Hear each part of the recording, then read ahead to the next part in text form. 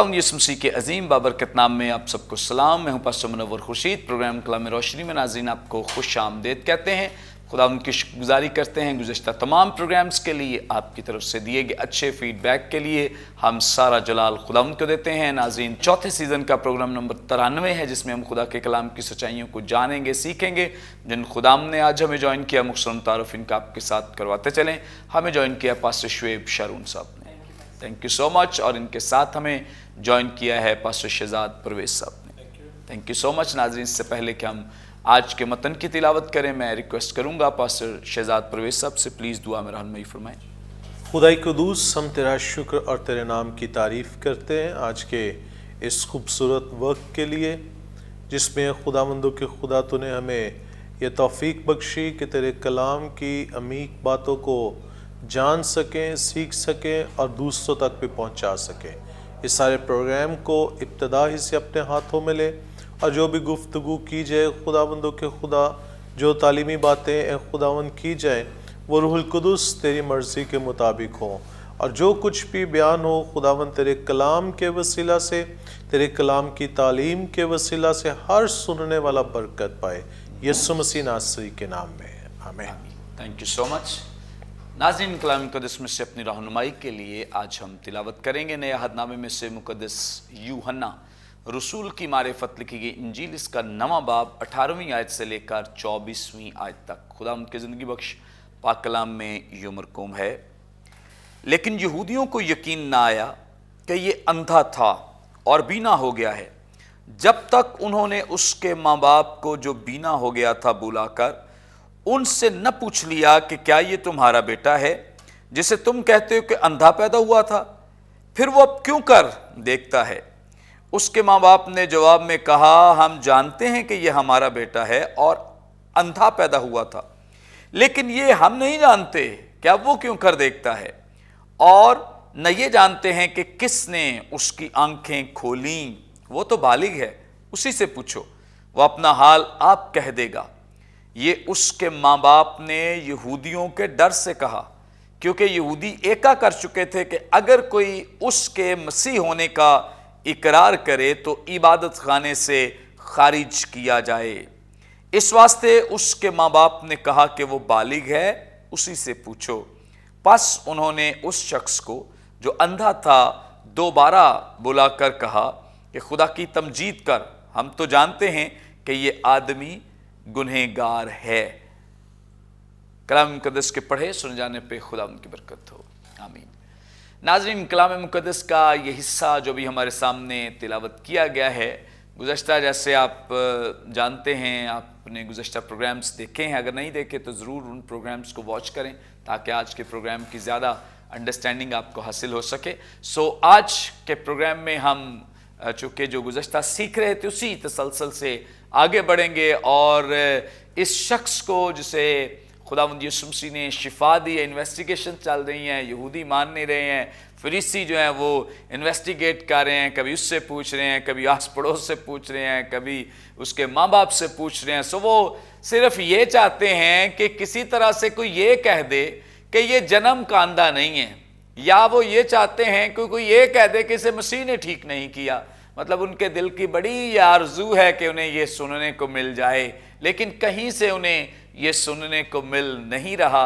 जिससे भी पूछते हैं, जो भी इन्वेस्टिगेशंस होती हैं, सारे के सारे सबूत ये बयान करते हैं कि ये वाकई जन्म का अंधा था और इसे वाकई खुदावंद यीशु मसीह ही ने शिफा बख्शी है, कोई और इसकी शिफा का सोर्स नहीं है। आज हम गुफ्तगू का आगाज़ पास्टर शुएब शारून साहब से करेंगे। पास्टर साहब, आप हमारी रहनुमाई फरमाएं कि इतना कुछ मिल भी रहा है, लेकिन इसके बावजूद यहूदी यकीन कर क्यों नहीं रहे हैं? जी भाई साहब, इंतहाई अहम क्वेश्चन है और काफ़ी कुछ हमें इसमें सीखने को भी दोबारा आप जब हम इसको देखेंगे। एक चीज़ जो हम देखते हैं कि बार बार जो है इन्वेस्टिगेशन हो रही है। अगर इसका कॉन्टेक्स्ट देखें कि पिछली आयत पढ़े जहाँ पर यीशु मसीह ने इस शख्स को हील किया था, वहाँ पर भी लिखा है कि जो उसके पड़ोसी थे और जो आसपास के लोग थे उन्होंने आपको बताया, उस शख्स को लेकर आए कि ये अच्छा चंगा हो गया है, चंगा हो गया, भला हो गया, इसको शिफा हो गई है, इसकी नज़र जो है वो ये आप देखने जो है वो लग पड़ा है। और वहाँ पर भी کچھ لوگوں نے یہ کہا تھا کہ شاید یہ اس کا ہم شکل ہے، یہ اس کی آئیڈینٹی کو جو ہے وہ اس پر کویسچن جو ہے وہ کچھ لگایا گیا تھا. تو بار بار انویسٹیگیشن اس بات کی نشانی ہے کہ فریسی یا آپ کہہ لیں یہودی جو ہیں وہ ان کے لیے یہ بات قابل قبول نہیں ہو رہی کہ وہ خدا یسوع مسیح نے سبت کے روز کس طرح اتنا بڑا معجزہ جو ہے وہ دکھا دیا. اس کا ریزن یہ ہے چونکہ ان کے مطابق، جیسے کہ خدا کے خادم ابھی بیان بھی کر رہے تھے، جو سبت جنہوں نے توڑا ہے، جو سبت کے قانون جو توڑتا ہے وہ تو راست باز ٹھہر ہی نہیں سکتا، یہ وہ رائچس پرسن ہی نہیں ہے، وہ بلیور ہی نہیں ہے حقیقت میں، اور وہ اس کو گناہ گار کی کیٹیگری کے اندر لیتے ہیں.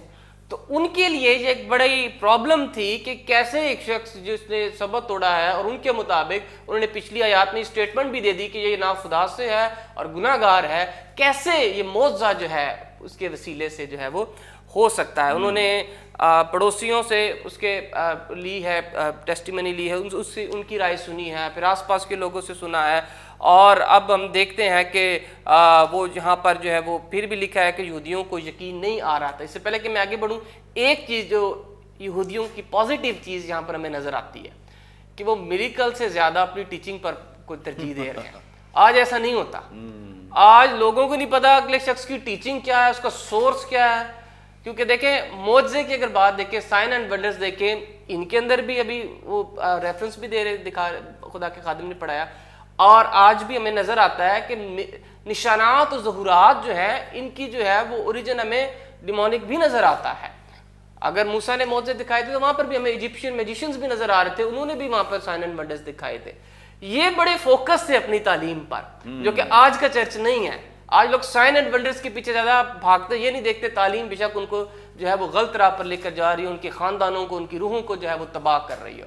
تو ایک پازیٹیو چیز جو ہمیں یہودیوں میں نظر آتی ہے، جو ہمیں اپنی لائف میں لینی چاہیے، کہ کلام کے آئینے میں فیصلہ کرے کہ کیا چیز درست ہے اور کیا چیز جو ہے وہ درست نہیں ہے.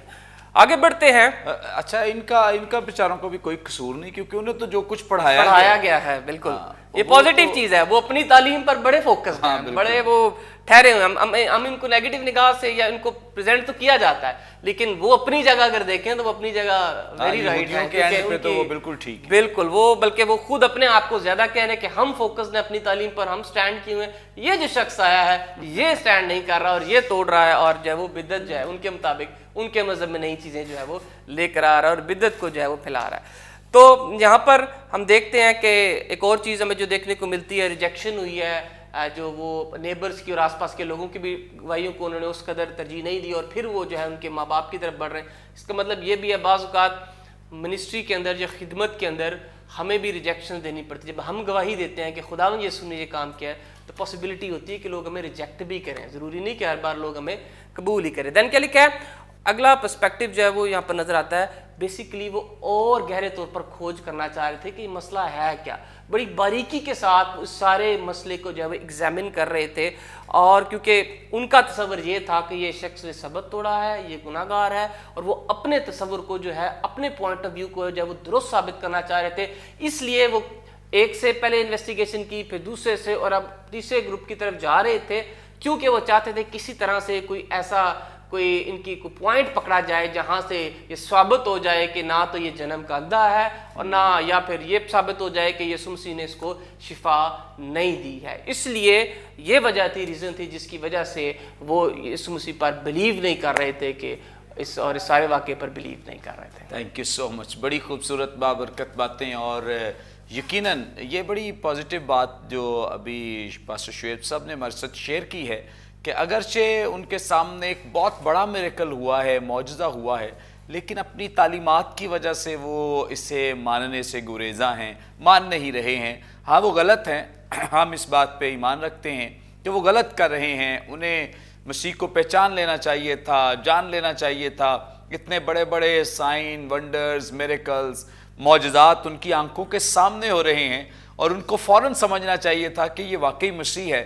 کیونکہ وہ ساری باتیں جو پرانے عہد نامے میں انہیں سکھائی گئی ہیں، بتائی گئی ہیں، وہ ساری کی ساری باتیں ان کے سامنے پوری ہوتی ہوئی نظر آ رہی ہیں، لیکن اس کے باوجود وہ ایمان نہیں لا رہے. یہاں پہ وہ غلط ہیں. لیکن جو ایک اچھی خوبصورت بات ہمیں دکھائی دیتی ہے، کیونکہ انہوں نے سیکھا ہی ایسے ہے. جو کچھ انہوں نے سیکھا ہے اس پر وہ پابند ہیں. سو اس لیے بڑا ضروری ہے اس بات کو جاننا سمجھنا کہ جب خدا کا کلام ہمارے سامنے ہے تو کئی ایسے ہمارے سامنے لوگ معجزات کرتے ہوئے نظر آتے ہیں, میریکلز کرتے ہوئے نظر آتے ہیں اور بڑے بڑے عجیب نشان بھی دکھاتے ہوئے نظر آتے ہیں, لیکن ان کی ٹیچنگز یا ان کی تعلیمات جو ہیں وہ خدا کے کلام کے مطابق نہیں ہیں. تو کیا آپ ان کے پیچھے بھی چلیں گے یا ہم ان کے پیچھے اس لیے چلنا شروع کر دیں جی وہ معجزے دکھاتا ہے جو اس کے وسیلے سے یہ ہو جاتا ہے وہ ہو جاتا ہے؟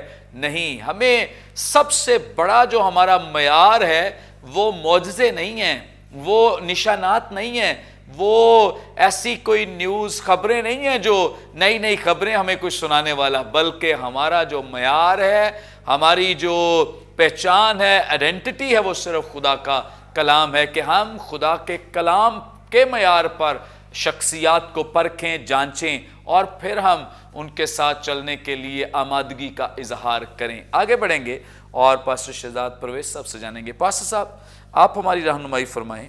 یہاں پر جو اس کے ماں باپ ہیں وہ بھی کہہ رہے ہیں کہ ہمیں نہیں پتا, کیا واقعی ان کو نہیں پتا تھا کہ یہ کام یسوع مسیح نے کیا ہے؟ پہلی بات تو یہ کہ آپ نے اس پروگرام کے آغاز میں جس خوبصورتی سے فریسیوں اور یہودیوں کی ڈیزائر کی عکاسی کی ہے نا کہ کاش کوئی آ کے کہہ دے کہ یہ اندھا نہیں تھا جناب, وہ بڑا خوبصورت تھا. یہ ان کے دل کو, ان کے انر کو آپ نے جو ایکسپریس کیا ہے. دوسری چیز ہے کہ اس سارے معجزے کے اندر ہمیں 3 ڈائیلاگز نظر آ رہے ہیں. پہلا جو ڈائیلاگ ہے وہ اس جنم کے اندھے اور اس کے پڑوسیوں کے یا رفقا کے درمیان وہ ڈائیلاگ ہے. دوسرا جو ڈائیلاگ ہے وہ یہاں پر اس پیسیج کے اندر جو پڑھا ہے آپ نے, اور یہ فریسیوں اور جنم کے اندھے کے ماں باپ کے درمیان ہے. اور پھر تیسرا ڈائیلاگ ہمیں آگے چل کے جو اگلی آیات میں نظر آتا ہے جو اس جنم کے اندھے اور فریسیوں کے مابین ہے. ابھی ہم اس دوسرے ڈائیلاگ پہ ہیں. جب انہوں نے اسے بلایا, اس کے ماں باپ کو بلایا, تو 20ویں آیت میں لکھا ہے اس کے ماں باپ نے جواب میں کہا ہم جانتے ہیں یہ ہمارا بیٹا ہے اور اندھا پیدا ہو. یہ ان کا اقرار ہے, لیکن یہ ہم نہیں جانتے کہ اب وہ کیوں کر دیکھتا ہے, اور نہ یہ جانتے ہیں کہ کس نے اس کی آنکھیں کھولی. دیکھیں, اگر ایک ہونے والے کام کو اس علاقے کے سب لوگ جانتے ہیں, ان کے پڑوسی جانتے ہیں, اور وہ فریسیوں کے پاس لے کے آئے, تو یہ کیسے ممکن ہے کہ ماں باپ جن کی اولاد جنم سے اندھی ہے اور وہ شفا پا جائے اور اس شفا کو پڑوسی جان جائے اور ماں باپ نہ جانے؟ یہ تو ناممکن سی بات ہے. سو ان کا یہ کہنا کہ ہم اسے بھی جانتے ہیں اور ہم یہ بھی جانتے ہیں جنم کا اندھا تھا, یہ ان کا اقرار ہے. مگر آگے 2 باتیں انہوں نے کہی. پہلی بات کہ ہم نہیں جانتے کہ یہ کیسے دیکھتا ہے, اور دوسری بات کہ اس کی آنکھیں کس نے کھولی ہیں. اس کے پیچھے صاف صاف اور بڑا واضح ہمیں نظر آ رہا ہے کہ 2 ڈر ان کے اندر جو ہے وہ بیٹھے ہوئے. ایک ان کے اندر جو ہے وہ سماجی یا معاشرتی دباؤ ہے, سوشل پریشر, اور دوسرا ان کے اندر جو ہے وہ مذہبی دباؤ جو ہے وہ بھی موجود ہے. اب وہ معاشرتی دباؤ کیوں موجود ہے؟ اس لیے کہ پہلے ہم دیکھ چکے ہیں کہ وہ جو اس کو پکڑ کے لے کے آئے ہیں گویا کوئی اچھی نیت سے لے کر نہیں آئے. سو اگر وہ دونوں ماں باپ اقرار کرتے ہیں کہ ہاں ہم جانتے ہیں کیسے ہیل ہوا ہے اور کس نے اسے ہیل ہوا ہے, تو اس کا مطلب یہ ہے, یہ اشارہ ہے ان لوگوں کے لیے اور فریسیوں کے لیے کہ اس اندھے کے ساتھ اس کے ماں باپ بھی مسیح کو اپنی زندگی میں قبول کرتے ہیں پازیٹیولی. سو اگر وہ اس چیز کا اقرار کرتے ہیں تو نمبر 1 وہ اپنے آپ کو معاشرے سے کٹا ہوا پاتے ہیں.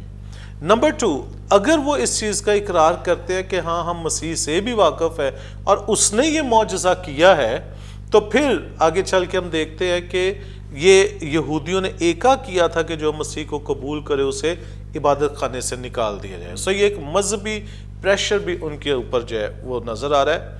سو جہاں پہ ہم چند آیات اوپر ہم دیکھ رہے تھے کہ اس جنم کے اندھے نے گواہی دینے سے وہ منکر نہیں ہوا, انکار نہیں کیا, بلکہ جھٹ سے اس نے کہا کہ وہ نبی ہے, تو وہیں پہ ہم اب ایک اپوزٹ جو ہے وہ اس کا دیکھ رہے ہیں کہ ماں باپ جو ہے وہ جھجک گئے, ڈر گئے ہیں, سہم گئے ہیں کہ ہم کیسے اقرار کریں کہ یسوع نے اسے شفا دی.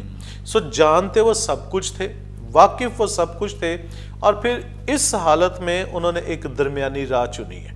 اور وہ درمیانی راہ کیا چنی ہے؟ آگے لکھا ہے وہ تو بالغ ہے, اسی سے پوچھو وہ اپنا حال آپ کہہ دے گا. ٹھیک ہے, اس کا مطلب جب لکھا ہے کہ وہ تو بالغ ہے تو وہ 30 یا 30+ تھا اس کا مطلب, کیونکہ آپ بھی جانتے ہیں یہودیوں میں جو ایک بلوغت کی عمر یہاں تک جو ہے وہ لی جاتی تھی کہ جب وہ دوسروں کے ساتھ بحث کر سکے, مباحثہ جو ہے وہ کر سکے اور جواب دے. تو انہوں نے کہا اس سے پوچھو وہ بالغ ہے, سمجھدار ہے, گویا وہ اپنے آپ کو ان حالات سے علیحدہ جو ہے وہ کر رہے ہیں. تو جہاں پہ ہم دیکھ رہے تھے کہ ایک گواہی دینے کے لیے اندر ایک جوش, ایک ولولہ, ایک ایمان, ایک یقین کی ضرورت ہے, وہیں پہ ہم دیکھتے ہیں کہ ڈر جو ہے وہ بھی آپ کو خدا سے جدا جو ہے وہ کر دیتا ہے. حالانکہ ان کی زندگی کے اندر, ان کے بیٹے کی زندگی میں ایک بڑا کام ہوا ہے, مگر وہ اس کی رسپانسبلٹی لینے کے لیے تیار جو ہے وہ نہیں. سو آج بھی بہت سی باتوں میں ایسا ہوتا ہے, ہم خدا سے حاصل تو بہت کچھ کرتے ہیں, مگر جب ہمیں اس کے نام کی گواہی دینی پڑتی ہے تو شاید حالات ہمیں نظر آنا شروع ہوتے ہیں, اپوزیشن نظر آنا شروع ہوتی ہے, اور شاید لوگ جو ہے, افراد جو ہے وہ اس وقت یسوع کی گواہی دینے کی بجائے اس سے منکر ہو جانا زیادہ آسان جو ہے وہ سمجھتے ہیں.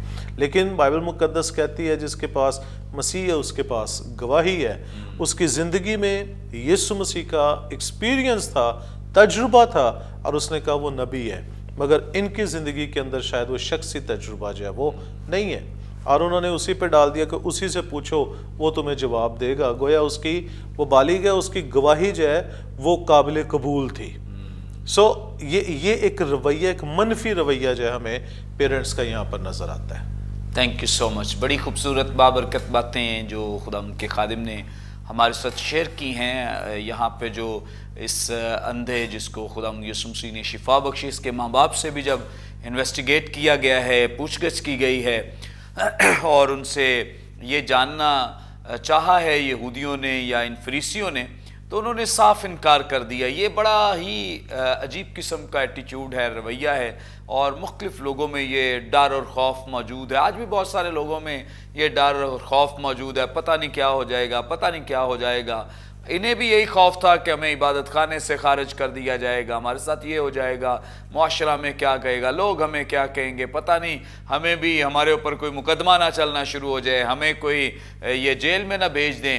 تو اس لیے انہوں نے اس گواہی کو ہی بیان کرنے سے انکار کر دیا. لیکن کیا ہی خوبصورت وہ گواہیاں ہیں جو رسولوں کے اعمال میں ہمیں دکھائی دیتی ہیں کہ لوگ مار بھی کھا رہے ہیں, یہ شاگرد جو ہیں انہیں مارا بھی جا رہا ہے, لیکن اس کے باوجود وہ گواہی دینے سے باز نہیں آ رہے. یہاں تک کہ مقدس پولس رسول کے لیے تو وہ جب ان کی عدالتوں میں ہوتا تھا, وہاں پر بھی بڑی بڑی عدالتوں میں خود اپنی وکالت کرتا اور خداوند یسوع مسیح کی گواہی دینے سے کبھی باز نہیں آتا تھا. سو مسیحی رویہ جو ہے وہ یہ ہے, اور کلام مقدس میں ہمارے لیے کالنگ ہی یہ, ہمیں بلایا ہی اس لیے گیا ہے. رسولوں کے اعمال میں بھی اس بات کو واضح کیا گیا ہے, مقدس پولس کے خطوط میں بھی یہ بیان کیا گیا, مقدس پطرس نے اپنے خطوط میں اس بات کو بیان کیا ہے کہ ہمیں تو بلایا اس لیے گیا, ہم پر تو فضل اس لیے ہوا ہے, نہ صرف ہم نجات پائیں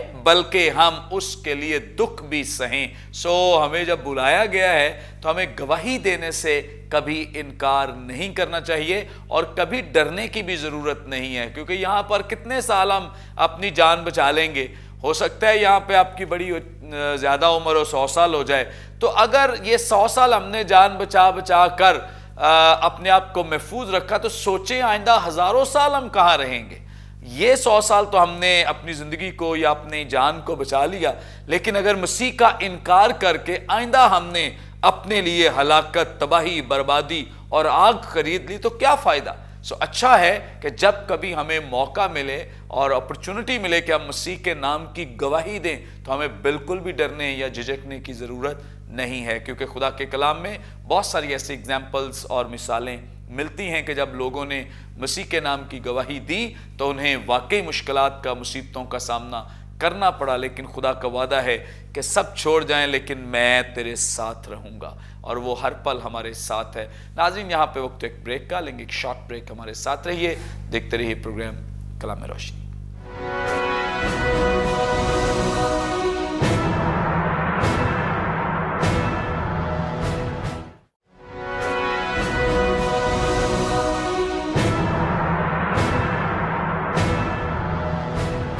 ویلکم بیک ناظرین، آپ دیکھ رہے ہیں پروگرام کلام روشنی۔ بریک پر جانے سے پہلے بڑی خوبصورت بابرکت باتیں جو آپ خداوند کے خدام سے سیکھ رہے تھے، جان رہے تھے، آگے بڑھیں گے اور گفتگو کا آغاز ایک دفعہ پھر پاسٹر شعیب شارون صاحب سے کریں گے۔ پاسٹر صاحب، آپ ہماری رہنمائی فرمائیں، یہاں پر جو اس شخص کے جس اندھے کو خداوند یسوع مسیح کے وسیلے سے شفا ملی ہے، یہ اب اس کے جو ماں باپ ہیں وہ اس ڈر سے نہیں بتا رہے ہیں کہ انہیں عبادت خانے سے خارج کر دیا، تو عبادت خانے سے خارج کرنے کا مطلب کیا ہے؟ کیا کیا رائٹس تھے جو ختم ہو سکتے تھے اس کی وجہ سے؟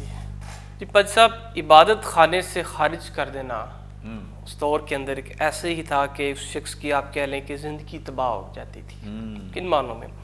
کچھ دنوں کے لیے بھی یہ سزا پر ڈیپینڈ کرتا تھا کیس پر، کہ کبھی دنوں کے لیے بھی ان کو خارج کیا جاتا تھا، یا سویر کیسز میں ایسے ہوتا تھا کہ پرماننٹ بھی ان کو بین کر دیا جاتا تھا۔ یہ ڈیپینڈ کرتا تھا کہ معاملہ کیا ہے۔ تو یہاں پر ہمیں نظر آتا ہے کہ عبادت خانے سے بین ہو جانے کا مطلب یہ ہے کہ ان کو خدا سے الگ کر دیا گیا ہے۔ ان کو یہ رائٹ ہی نہیں رہا کہ وہ آ کر عبادت خانوں میں دعا کر سکیں یا کلام کو جو ہے وہ سیکھ سکیں۔ ان کی زندگی جو ہے وہ تباہ اس دور میں قرار وہ دے دیتے تھے۔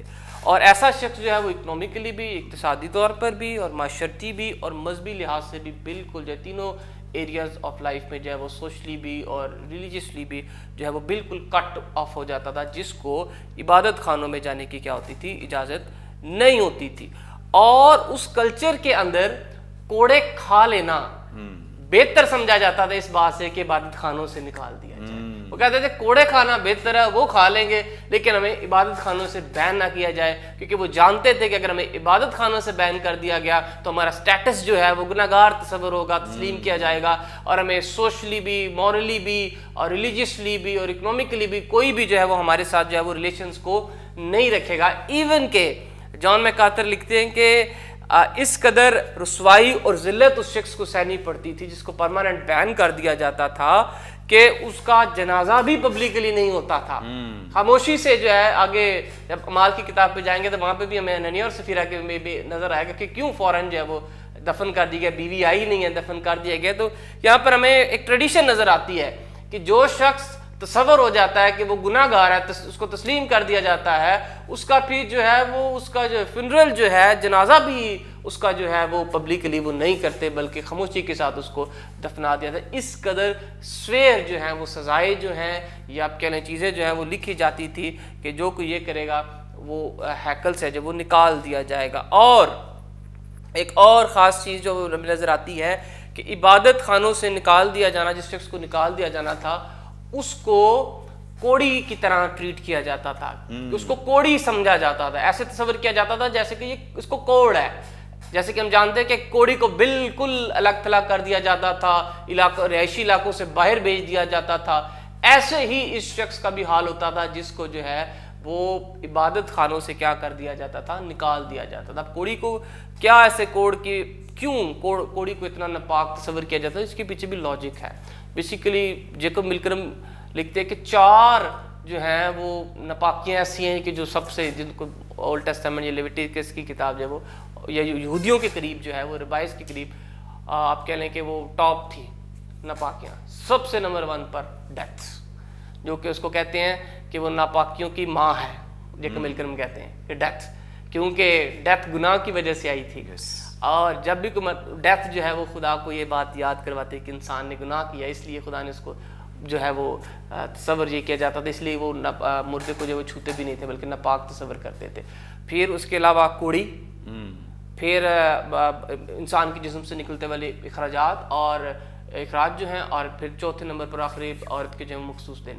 تو کیوں ہمارے کانٹیکس کے اندر کوڑی ان کو کیوں تصور کیا جاتا ہے، کوڑیوں کو کیوں ناپاک کیا جاتا تھا؟ کیونکہ اس کے پیچھے ریزن یہ ہے کہ کوڑ کا جو مرض ہوتا ہے اس کے اندر جو انسان کی سکن ہوتی ہے آہستہ آہستہ جو ہے اس کے سینس جو ہے وہ ختم ہونا شروع ہو جاتے ہیں، اور سینس کا ختم، سینس ڈیڈ ہونا شروع ہو جاتے ہیں اور سینسز کا ڈیڈ ہونا اس بات کی نشانی ہے کہ یہ آہستہ آہستہ موت کی طرف جا رہا ہے. اور موت جو ہے پہلے میں نے بتا دیا کہ وہ ناپاکیوں کی ماں تصور کی جاتی تھی، اس لیے اس شخص کو دور ہی جب نکال دیا جاتا تھا وہ ناپاک نہ رہو.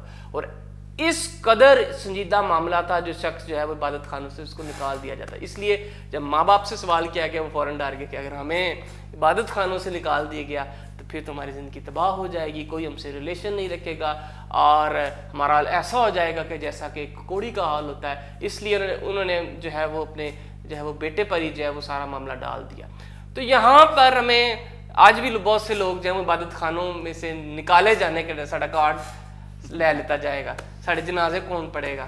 تو وہ یعنی کہ معجزات لینے کے لیے لوگ جاتے ہیں جہاں پر خدا کام کر رہا ہے اور درست تعلیمات بھی ہیں، لیکن پھر بھی at the end of the day تعلیمات کو وہ قبول نہیں کرتے. کہتے ہیں اسی جان ساڑھا گرجا ہوئی ہے، اس ڈر سے کہ میں نکال نہ دیا جائے آتے نہیں ہیں، ٹیچنگس کو فالو نہیں کرتے. کیوں؟ کیونکہ ابھی بھی کلیسیائیں افسوس کے ساتھ اسی چکر میں کہ ساڑھے نکاح کون پڑے گا، ساڑھے جنازے کون پڑے گا، جبکہ کتاب مقدس میں واضح طور پر ٹیچنگ دے رہی ہے کہ جو درست راہ ہے اس پر چلو. تو یہاں پر عبادت خانوں سے نکال دینے کا مطلب یہ ہے کہ ان کی پوری لائف جو ہے وہ تباہی کی طرف چلی گئی ہے. اس لیے فوراً جو ہے اس کے ماں باپ نے بھی فیصلہ لیتے ہوئے ذرا دھیان کیا. اور یہاں پر ہمیں نظر آتا ہے کہ اگر یہ کیوں ایسا یسوع مسیح کا اقرار نہیں کرتے، اس کا مطلب یہ نظر آتا ہے کہ انہوں نے شاید اس وقت کوئی آپ میں دیکھ رہا تھا ڈی اے کارسن بھی یہ لکھ رہے تھے کہ کوئی نظر تو نہیں آ رہا کہ واضح طور پر حکم دیا گیا ہو کہ آپ جو کہے گا اس کو نکال دیا جائے گا.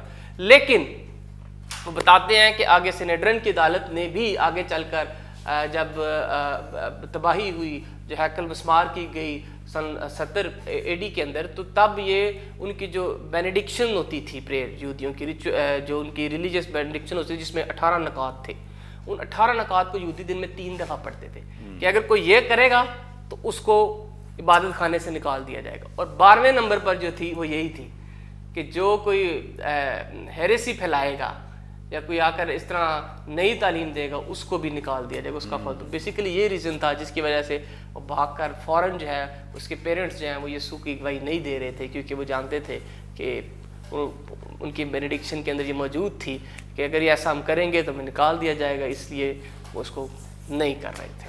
تھینک یو سو مچ. بڑی خوبصورت بابرکت باتیں کہ کیوں انہیں یہ خوف ہے اور عبادت خانوں سے خارج ہونے کا مطلب کیا ہے اور کیوں یہ اتنے خائف تھے. سو بہت ساری ریزنز، لاجکس جو ہمارے سامنے ہیں، کیونکہ ان کے ساتھ غیر اقوام جیسا سلوک کیا جائے گا اور انہیں کوڑیوں جیسا سمجھا جائے گا، گنہگار متصور کیا جائے گا. سو اس ڈر سے وہ اب اپنی اس گواہی کو چھپا رہے ہیں، جو کہ اچھی بات نہیں ہے، غلط بات ہے.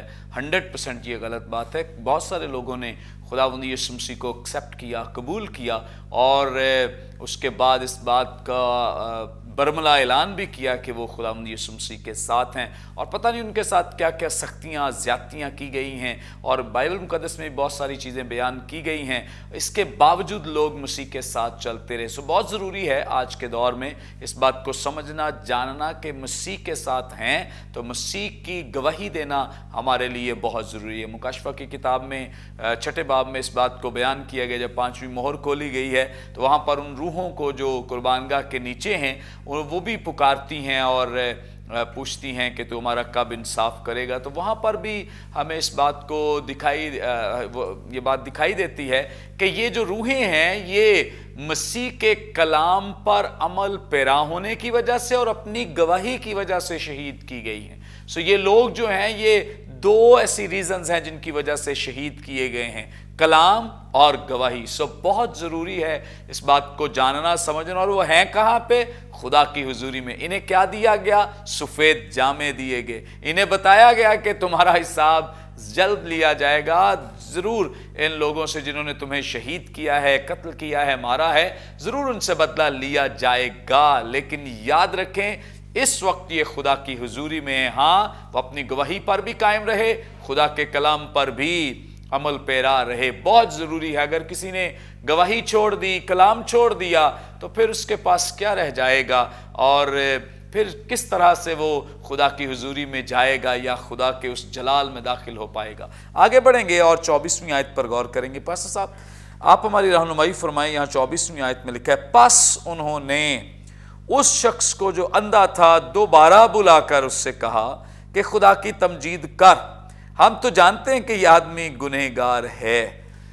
اس آیت کو ذرا سمجھا دیں تاکہ ہمارے ناظرین زیادہ اس بات کو انڈرسٹینڈ کر سکیں، سمجھ سکیں. دیکھیں سب سے پہلے تو یہ کہ وہ جو تصور یا جو سوچ یسوع مسیح کے لیے رکھتے تھے وہ ابھی تک اس پہ قائم ہے کہ یسوع مسیح خدا کی طرف سے نہیں بلکہ یہ گنہگار آدمی.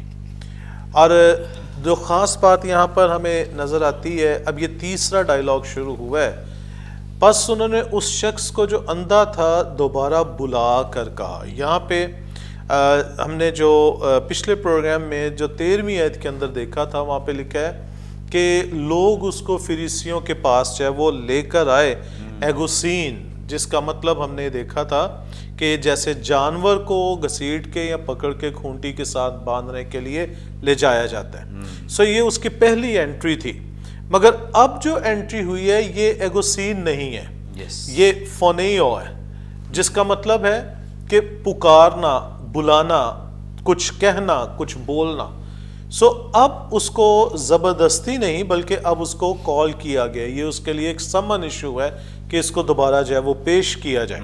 سو دونوں کے اندر جب ہمیں فرق جو ہے وہ نظر آتا ہے، پہلی پیشی اور دوسری پیشی کے اندر فرق جو ہمیں نظر آتا ہے. سو دوسری چیز یہ ہے کہ جو اس کو وہ کہہ رہے ہیں کہ دوبارہ بلا کر کہا کہ خدا کی تمجید کر. تمجید کے لیے جو گریک ورڈ یہاں پہ یوز ہوا ہے وہ ڈاکسا کا استعمال جو ہے وہ ہوا ہے.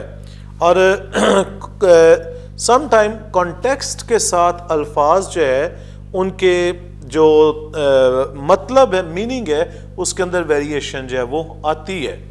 اگر آپ جو ہے وہ کسی کے لیے کہتے ہیں یار وہ بہت شریف آدمی ہے، اس کا مطلب ہی از اے جینٹل مین. لیکن سم ٹائم ہم یہی جملہ بولتے ہیں یار وہ واقعی شریف آدمی، اس کا مطلب کہ ہی از ناٹ اے جینٹل مین.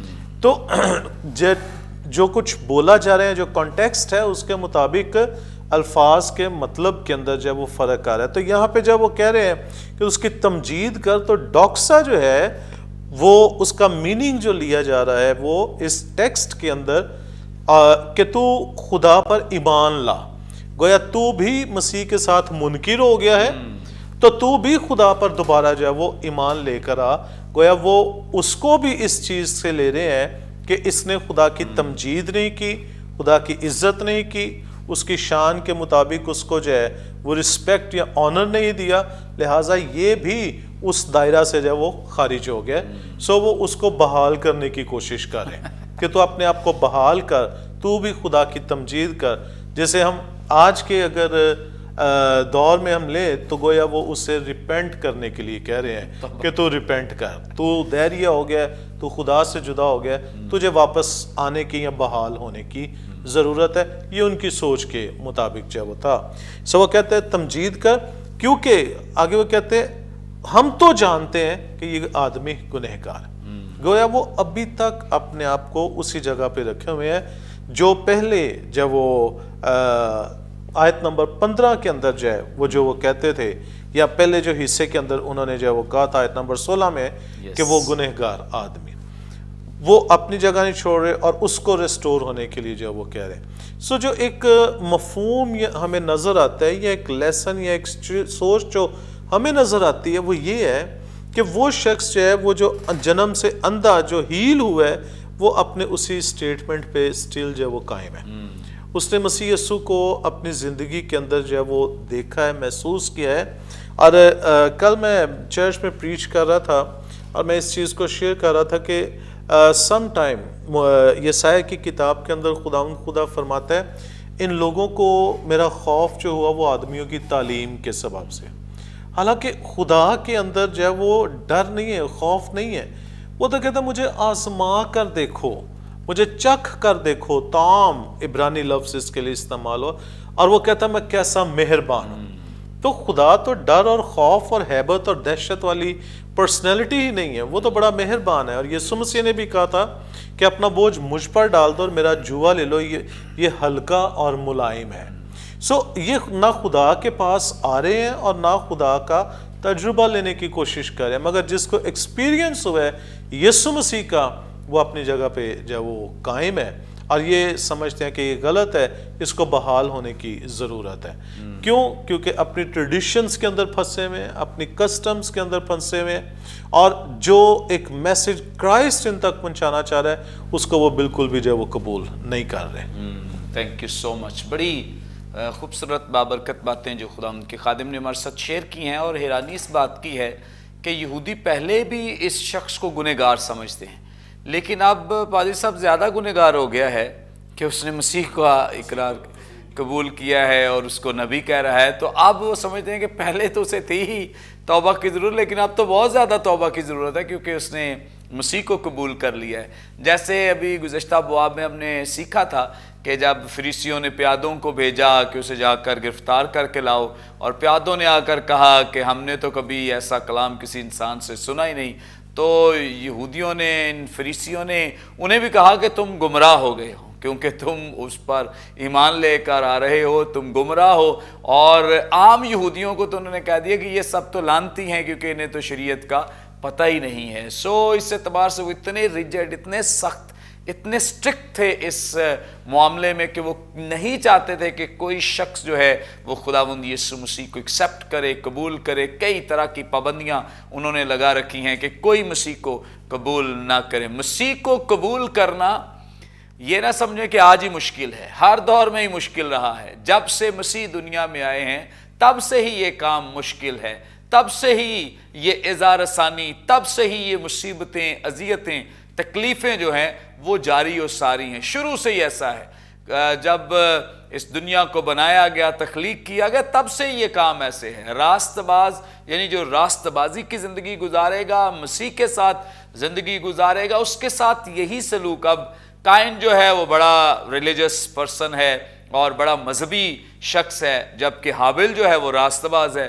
اب راست باز کو قتل کر دیا گیا. یہ سلسلہ آج سے تھوڑی ہے, یہ تو ابتدا سے چل رہا ہے. اسی لیے تو یسوع مسیح نے, جب یسوع مسیح کی یہ لوگ مخالفت کرتے تھے تو یسوع مسیح نے کہا کہ تم خدا کے بیٹے نہیں ہو بلکہ تم اس خونی کے بچے ہو, کیونکہ تم خون کرنا چاہتے ہو, تم لڑائی کرنا چاہتے ہو, ایماندار کو, راست باز کو قتل کرنا چاہتے ہو. سو یاد رکھیں کہ یہ جو راست بازوں کے قتل ہونے کی یا ان پر ایذا رسانی یا ان کے ساتھ اذیتیں, تکالیف, مصیبتیں اور یہ جو جتنی بھی دردناک سچویشن میں سے انہیں گزرنا پڑتا ہے, یہ کوئی آج کی بات نہیں ہے, یہ ابتدا ہی سے ایسا ہے. اگر کوئی راست باز ہے تو اس کے ساتھ ایسا سلوک ہوگا. ہاں, ان کے ساتھ نہیں ہوگا جو راست بازی کی زندگی نہیں گزارے یا کمپرومائزڈ لائف یا سمجھوتے والی زندگی گزارے, ان کے ساتھ بالکل ایسا نہیں ہوگا. اور نہ ہی آپ دیکھتے ہیں کہ ان کے ساتھ ایسا ہوتا ہے. یہ صرف اور صرف ان کے ساتھ ہوگا جو مسیح کی گواہی پر قائم ہیں. یسوع مسیح نے خود کہا تھا کہ یہ لوگ تم سے عداوت رکھیں گے کیونکہ میں نے تمہیں ان میں سے چن لیا ہے. یہ لوگ عداوت رکھیں کیونکہ انہوں نے مجھے ستایا ہے, تمہیں بھی ستائیں گے, تنگ کریں گے. سو مسیح کو قبول کرنا اور اس کی گواہی پر قائم رہنا شروع سے مشکل ہے, اور اگر آپ اس پہ قائم رہیں گے اور اس کے ساتھ چلتے رہیں گے تو کلام بیان کرتا ہے مکاشفہ کی کتاب میں کہ آپ کو زندگی کا تاج دیا جائے گا. وہ سنہری تاج آپ کا انتظار کر رہا ہے اگر آپ اس کی گواہی پر قائم رہیں گے. تھینک یو سو مچ بس سب, تھینک یو سو مچ. یقیناً ناظرین آج کے پروگرام کے وسیلے سے بھی آپ نے بڑی برکت پائی ہے, بہت کچھ سیکھا ہے. ابھی بھی آپ کا کوئی سوال ہو اسکرین پر دیے گئے نمبرز ڈائل کریں, اپنا سوال ہم تک پہنچا سکتے ہیں, کوئی دعائی درخواست دے سکتے ہیں, کوئی ٹیسٹیمنی شیئر کر سکتے ہیں. ہمارے تمام پروگرامز آپ یوٹیوب پہ واچ کر سکتے ہیں. واچ کرنے کے لیے برکت ٹی وی آفیشیل کے نام سے ہمارا چینل ہے, ضرور اسے سبسکرائب کریں, دوسروں کے ساتھ شیئر کریں تاکہ زیادہ سے زیادہ لوگ خدا کے کلام کی سچائیوں کو جان سکیں, سیکھ سکیں. آئندہ ایک نئے پروگرام کے ساتھ دوبارہ آپ کی خدمت میں حاضر ہوں گے. تب تک کے لیے اجازت دیجیے, دیکھتے رہیے برکت T V. God bless you.